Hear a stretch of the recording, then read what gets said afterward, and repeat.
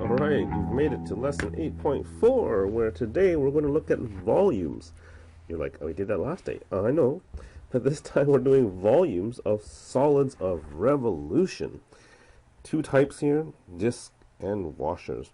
Now, if you think about solids of revolution, the idea now is we're going to revolve a solid around an axis. And when you revolve around an axis, you're going to create a cross section that is perhaps semicircular if you go halfway, but if you rotate it around fully around the axis, you'll get a section that sticks towards you and one that goes away from you to create really a circular cross section. Think about that, okay? Think about that. Take a, I don't know, take a slice of bread, okay? Put it perpendicular to, let's say, your arm, and rotate that slice of bread around your arm a full 360 degrees. Hopefully you can visualize that the shape that's created now is a circle, a circular cross-section. So since the formula for the area of the circle is pi r squared, and the formula for volume of circular cross-sections then would just be, well, from last day, you don't need to write this down, but from last day, remember, volume is just the integral from a to b of the cross-sectional area times dx or dy, right? So the area now in this case is really just a circle, so we just replace that with pi r squared. And that's what you get here with these two lovely formulas. Really, it's just the area being represented by a circle. That's it. So remember here, we can always take out a constant, and that's why we have the pi in front. It doesn't really matter to me which one you use. Both are okay with me. That's, of course, perpendicular to the x-axis. And, of course, if it's perpendicular to the y-axis, remember that everything is in terms of y. So our r has to be referenced in terms of y. And these a and b's, these limits, are, of course, along the y-axis. All right? Now, let's do a warm-up example. Okay? Use the region bounded by y equals x squared. That's this lovely graph here. And y equals negative x squared, this lovely graph down there. And x equals to 0, starting here, and x equals to 1, this is the shaded area, as shown in the graph on the right, to create a volume by using circular cross-sections perpendicular to the x-axis. Meaning, here's one example of a rectangular slit, or a slice of bread, and when I rotate it around, you'll get a circle. So the idea here is, once again, the cross-section is a circle. In order for us to use a circle, we need to know the radius. You might be thinking, oh, the black strip there, that whole thing is the diameter. That is correct. And how will we find the diameter? It'd be the difference between the top function minus the bottom function. So d would be the top function, in this case is the x squared function, minus the bottom function, negative x squared. That gives us the diameter of 2x squared. And therefore, we should hopefully be able to find the radius, which is just half of the diameter. Of course, that would be 1/2 of 2x squared, or just x squared. Bravo! So then how would I go ahead and find the volume of this? Well, volume equals to the integral from, in this case, 0 to 1, as this is along the x-axis here. And our formula would be pi r squared. What is my r? Ah, yes, it's x squared. So if I wanted to actually do this, I can go x to the power of 4. I can quickly now anti-differentiate x to the power of 4, and then evaluate. Hopefully you'll get 1/5 of a pi, or pi over 5. Ta-da! Okay. Now, circular cross-sections can also be formed by revolving very thin, like the slices of bread, right? Rectangles about an axis of revolution. These circular cross-sections are most commonly called discs. Okay, so here's a disc, right? Disc. A volume that's formed by revolving a region about a line that does not pass through the interior of a region is called a solid of revolution. Okay? And the line that we rotated around is called the axis of revolution. And it says if a region is bounded by the axis of revolution, the volume of a solid of revolution is really just the sum of all the volumes of essentially an infinite number of cylindrical disks. So adding all the disks together will give you the volume of your solid. So ultimately then the disk formula is really just what we had up here. Okay, same thing, it's just pi times the integral from a to b of r squared, dx of course or dy. Okay, note just once again that r represents the radius, okay, the distance from your graph to the axis of revolution. Okay, so let's look at example number 1. Hey, you're like, this looks very similar to what we just did in the warm-up. Maybe. Almost the same. But this one says, can you just set up an integral? So once again, we're going to practice setting up in this case. Set up an integral for the volume of the solid formed by revolving the region bounded by y equals x squared. That's where it's the same as the warm-up example. Y equals x squared.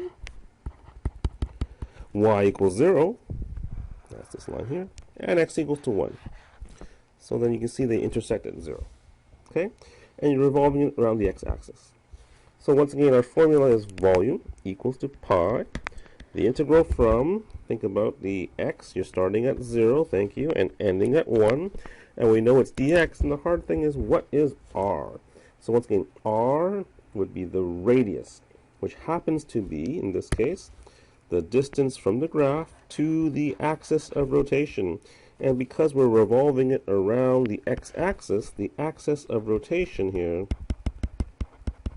happens to be like on the edge of the area, which is great, because then when I take this little slice in blue, and if I were to think about that once again as a slice of bread, think about the axis of rotation as my arm, and now as I rotate the axis or the piece of bread around, hopefully you'll see that the bread also comes down to here, and the shape that we get would be a nice circular disc.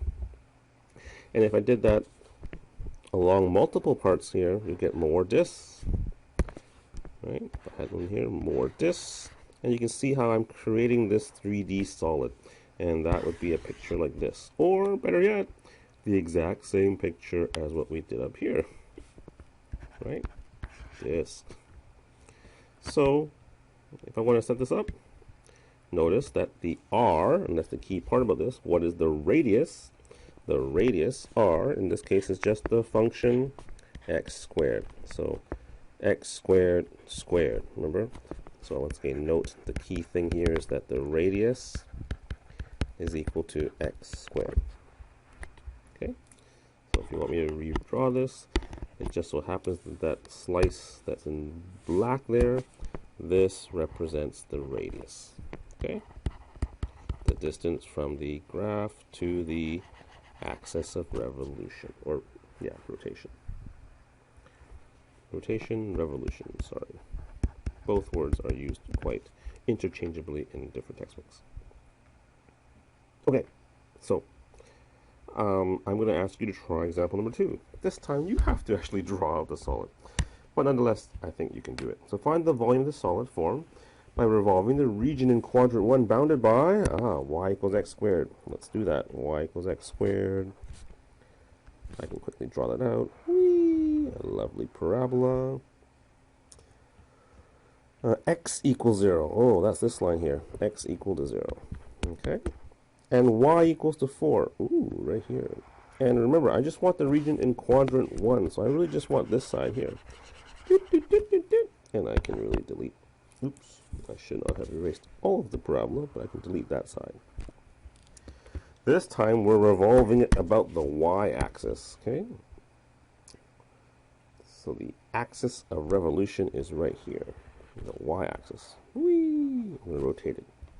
So in this case, notice, if I'm rotating it around the y-axis, my slices of bread, or those slices, have to be perpendicular. So let me take one example here. This would be like a slice, and then when I revolve it around, I get this circular disc. If I take another slice, let's say up here, yeah, I'll get a perpendicular disc like this. And if I keep doing this, hopefully you will see that I get multiple discs, and then I'd be creating a 3D bowl. Alright? And now the question is, well, how do we actually find out the volume? Well, once again, volume equals to pi, the integral from a to b, of the radius all squared. And don't forget, what are we doing here in this case? Is it dx or dy? Because it could be both. Because you're revolving around the y-axis, yes, and these slices of bread are perpendicular to it, I hope you could see that this should be dy. And if it is dy, then our a and b here should also be y values. So where's the lowest y value? Yeah, 0. Where's the largest y value? Yeah, 4. So how about pi times the integral from 0 to 4 of the radius squared dy? And now the question is, what is the radius? Radius, distance from the graph to the axis of rotation. This little slice here that I put in black, which happens to be the x value of the graph. But wait, we don't have the x value, do we? We have y equals x squared. We don't have x equals to something. But of course, you know, you can change it. Very good. Taking the square root on both sides, yes, you do find that the x value here is equal to the square root of y, and that is what is the radius. So the radius is just the x value, but we have to write it in terms of y, so it's just the square root of y. Let's plug it in. How nice. The square root of y squared is just y. So this is a very straightforward integral. We can quickly do this. The antiderivative of y is just y squared over 2. We'll evaluate this from 4 to 0. I love evaluating 0. You know that. 16 divided by 2 is 8. So 8 minus 0. How about 8 pi? And that would be the volume of this solid. Okay? How are you feeling about this? Because once you have this down, I hope the next part is not too difficult, even though I'm going to throw in a wrinkle to all these questions. Okay? So when ready, turn the page with me and continue with this video. Oh, now, here's the wrinkle. When a region is revolved around a line which is not, did you see this? Which is not one of the boundaries. Uh-oh. Well, the volume that's formed from a sum of the volumes of this time is no longer a disk. It's really a washer. A washer is really this. It's a disk with a hole in it. Okay? A thin disk with a hole in it. Those of you who go to home hardware stores, you should see washers all the time, right? Or you could. Anyways, now it doesn't mean all of the disks have holes in them, but it means that there's at least some that do. And when you have a hole, that creates an interesting wrinkle in our formula. Instead of the radius, instead of the boundary always on the axis of rotation, like what we had in our previous examples, now you'll see that there could be a second equation, and perhaps you will see that when I rotate this, guess what? Yeah, guess what? Yeah, when I rotate this, there will be a hole. So hopefully you'll see an object like this, but with a hole in the middle. Okay, hopefully you see in here, hole. And so we have to modify the radius formula. So really what we're doing is we're finding the volume of the entire object with the hole inside, filled in, subtract the volume of the hole. So think of it like this. Think of the picture as, let me take that solid, that entire solid, find its volume, and then subtract off of it the solid of the hole, right? So complete solid minus the hole. Well, the only difference here is we have two different radiuses. So the outer radius we call capital R, and this inner radius here we'll call little r. And so really, you think about it, it's the volume of the outer radius squared minus the volume of the, the one with the inner radius squared. And notice we have pi's and we have integrals, so we can factor those out and think, look at this. It's just capital R squared minus little r squared dx. And lo and behold, that is exactly what we have here in our washer formula. So anytime you have a hole, we need to take into account both of the radiuses, okay? Capital R, of course, stands for the outer radius, which is the distance from the curve to the axis of rotation, and little r is the inner radius, and that's also the distance from its curve to the axis of rotation. Okay? So, from now on, I'm just going to ask you to practice setting up these integrals, because I know you're really good at actually evaluating them. But really, this lesson is about seeing if you can apply and visualize and see the setup of the washer formula. So here we go. Example number 3. Set up the integrals for the volume of solids formed by revolving these regions, bounded by, this lovely line, y equals 0, and this interesting upside down parabola, negative x squared plus x. Okay? Now, I've drawn this out for you, so here is our graph of negative x squared plus x, and y equals 0, of course, is just the horizontal line. And for part A, we're revolving this around the x-axis. Now, notice the solid region is one of the boundaries actually touches the axis of revolution. So therefore, disk or washer. Yeah, well, I told you the answer already, but yeah, it's a disk. Okay? No hole when I actually take one of these slices of bread and revolve it around, right? No hole. Solid object. So really, the volume would be, the integral from a to b, which is 0 to 1. We know it's along the x-axis, so it's dx. And then the radius, in this case, would be, this little distance here. I'll call that r. And then the radius just happens to be the y value, which happens to be negative x squared plus x. And don't forget to square it as well. Okay? Pi r squared. Good. All right, how about part B? This time, look. I'm revolving it around the line y equals negative 1. So here is my axis of rotation. And can you see how there's a gap? Yeah, there's a gap here, right? So when I rotate this, you would get something like this, and it'd be a shape that has a huge hole inside of it. Okay, so here's my circular disc, a hole inside. Here's the slice of bread that I revolved around that matches up this one up here. Okay, so when you have that hole, welcome to washers, yes. So the volume here now would be, once again, pi, and we're still going from 0 to 1. This is still dx, but now we have to do what? Yes, it's the thinking about the solid that's filled in without the hole, so that'd be the outer radius, and that's labeled capital R. Now think about what that capital R here represents. It's this piece, which we know is the equation y equals to negative x squared plus x, or just x squared plus x, negative x squared plus x. And then what about this extra piece here? What is this distance? That is a unit of 1. So really, our outer radius is negative x squared plus x, and then add to it, 1.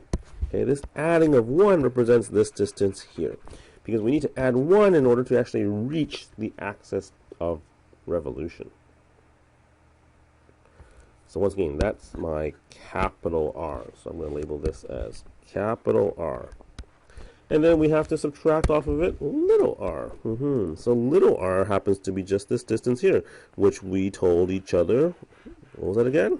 Yeah, just 1. So then we have to go ahead and go 1 squared. Okay? And if I put a big bracket around here, that's great because all of it is in terms of dx. That is my equation setup. Okay? All right. We saved the trickiest for the last, by the way. Here we go. This time I'm revolving it around the line y equals to 2. Now I'm going to ask you to try this one really yourself if you can. Alright? Because if you can do it yourself, bravo, you got this down pat. If you're unsure and you still want to listen to me, then I think you can at least try it first. And then when you're stuck, come back and listen. Alright? Because if you do this one, then I'm really happy. If you don't, that's okay. We've got example number 4 to really solidify this idea with you. Okay, so press pause, try it yourself first, then come back.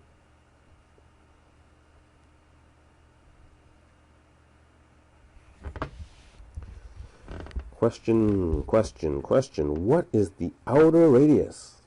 The outer radius seems to be the distance from, the axis of revolution all the way to the outer radius. The outer radius happens to be this line, y equals 0. So that's my outer radius.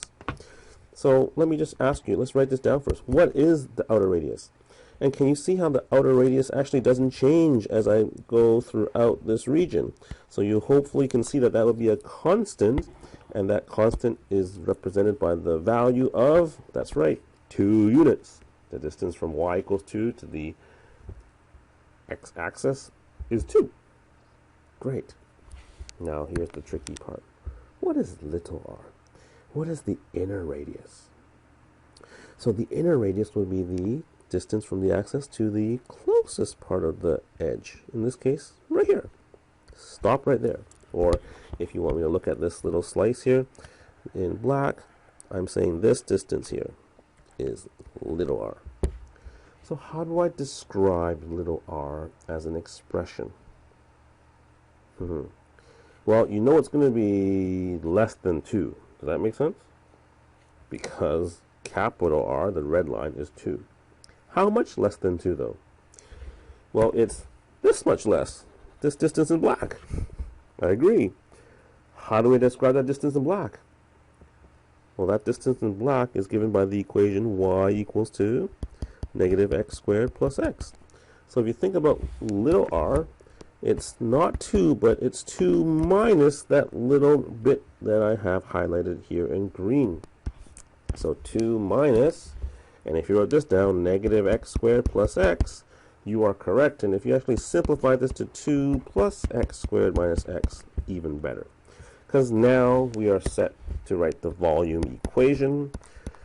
Pi, the integral from 0 to 1, this of course is dx, and notice capital R is 2, so 2 squared, minus little r is the expression 2 plus x squared minus x. And don't forget, square that too. Capital R, little r. If you got that, give yourself a pat on the back, because that was tricky. And if you got that, I'm sure you can try example number 4 yourself. And even if you can't, I'd still ask you to try. The only little wrinkle here is, look, I actually didn't tell you where we're starting and ending. You have to find the limits yourself. How would you find the limits yourself? You got that right. I need to find the intersect point, or intersection point. So I must intersect the equation x squared and the line. Ooh, I smell or I sense some factoring. Woohoo! Don't you love factoring?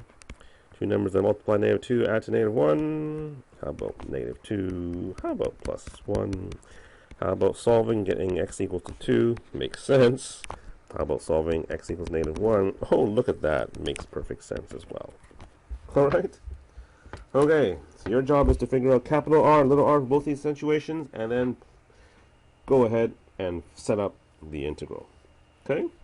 The rest is up to you. Try it first, then come back and double check your answer with me.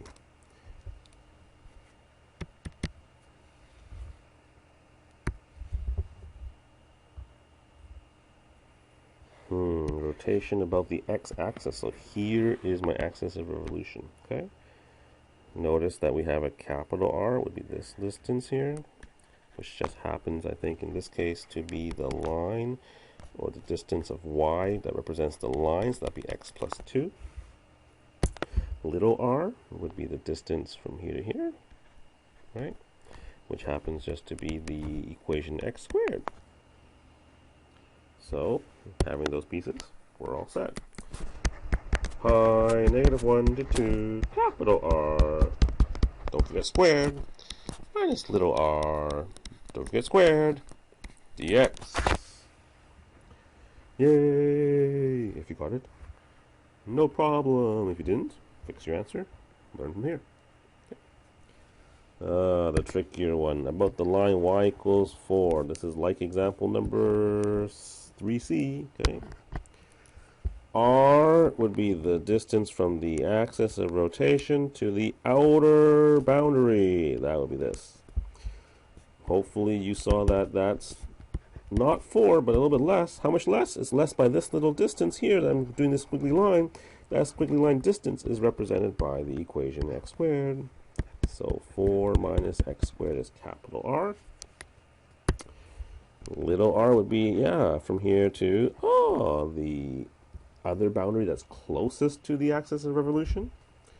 Once again, that is not 4. That's way too much. We have to subtract off of that. What are we subtracting off of that? This squiggly piece, which is represented by the y value given by the equation. Y equals 2, yeah, x plus 2. So we're going to subtract off of that x plus 2. And we can simplify this as well. 4 minus x minus 2, which just simplifies to 2 minus x. And like I said before, we're all set to write out the integral. Volume equals 2 pi from -1 to 2. Capital R, 4 minus x squared, all squared, minus little r, 2 minus x, all squared. Close the bracket, and don't forget, these are perpendicular to the x-axis, dx. Done. This was not easy. But if you understand this, bravo. And if you don't understand this, no worries. You've got a lot of problems you can try. Alright, so work on assignment 8.4, please. And get used to this idea of a disk, a solid without a hole, or a washer, a solid with a hole.